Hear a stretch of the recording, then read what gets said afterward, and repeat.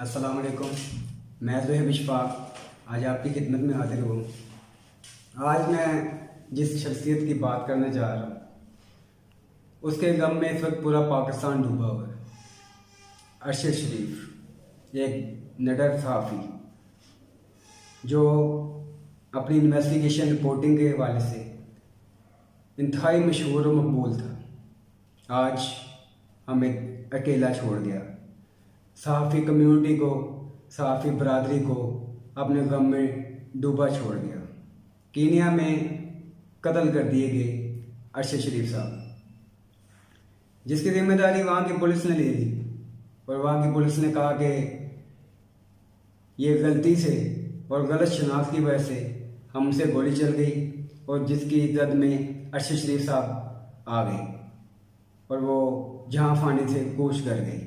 जो कीनिया के मुकामी सहाफ़ी हैं, जो कीनिया को में रहते हुए काम करते हैं, ब्रायन अबोया, उन्होंने जो बात की वो भी बड़ी दिलचस्प है। और वो जो कीनिया की पुलिस है और जो वहाँ के मुकामी सहाफ़ी हैं, उनके मुताबिक तो इस बात में बहुत ज़्यादा ज़मीन आसमान का फ़र्क है।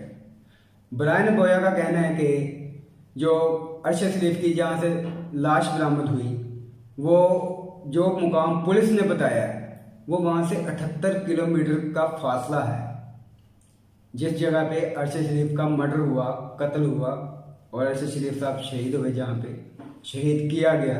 पुलिस के बताए हुए रास्ते से 78 किलोमीटर का फासला है। इसमें कई सवाल जन्म देते हैं कि अब वहाँ की पुलिस, वैसे वहाँ की जो पुलिस है वो वैसे भी बदनाम है इन चीज़ों में। वो कीनिया एक छोटा सा मुल्क है, वो वहाँ पे क्राइम की रेशियो भी बहुत ज़्यादा है। लेकिन अरशद शरीफ साहब का मुझे तो बहुत ज़्यादा दुख हुआ। पूरा पाकिस्तान गम में डूबा हुआ है।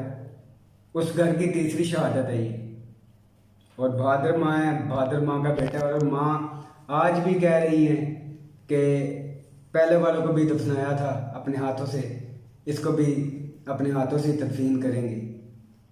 लेकिन बात आ जाती है कि अरशद शरीफ की ऐसी कौन सी वजह थी कि वो कीनिया चले गए, क्यों पहुंचे? तो मेरी नज़र में जो कसूरवार है, कसूरवार तो हमारे यहाँ के उनको भेजने वाले हैं।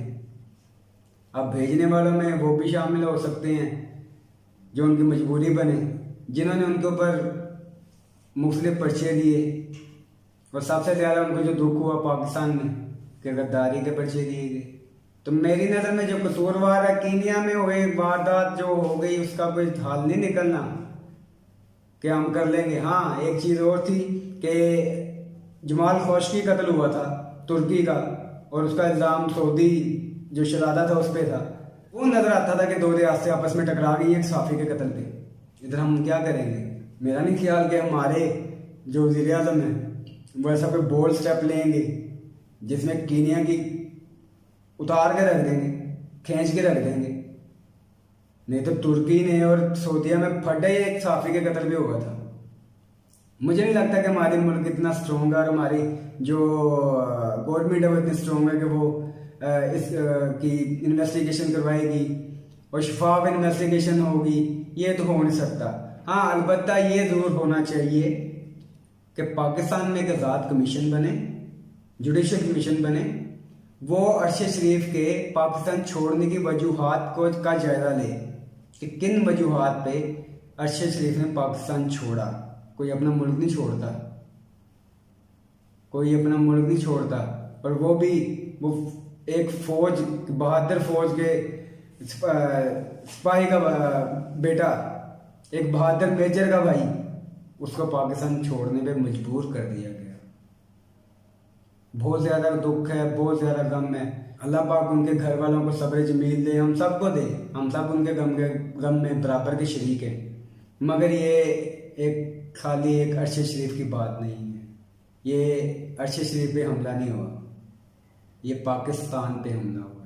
तो इस बारे में हमारे जो वज़ीर आज़म साहब हैं उनको कोई सख्त रद्द-ए-अमल के तौर पे कीनिया से प्रोटेस्ट करना चाहिए और बताना चाहिए कि जो हमारा एक नुकसान हो गया वो तो पूरा नहीं हो सकता, मगर नज़र आना चाहिए कि हम भी एक कौम है पाकिस्तान है।